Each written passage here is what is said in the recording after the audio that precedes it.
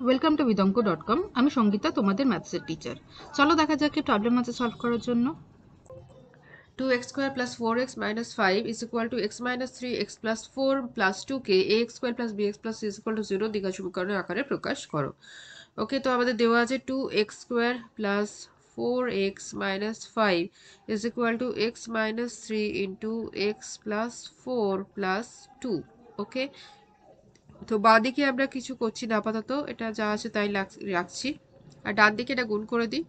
X square plus 4x minus 3x minus 12 plus 2, then 2x square plus 4x minus 5 is equal to x square, এটা 4x minus 3x is only x, then minus 12 plus 2 is minus 10।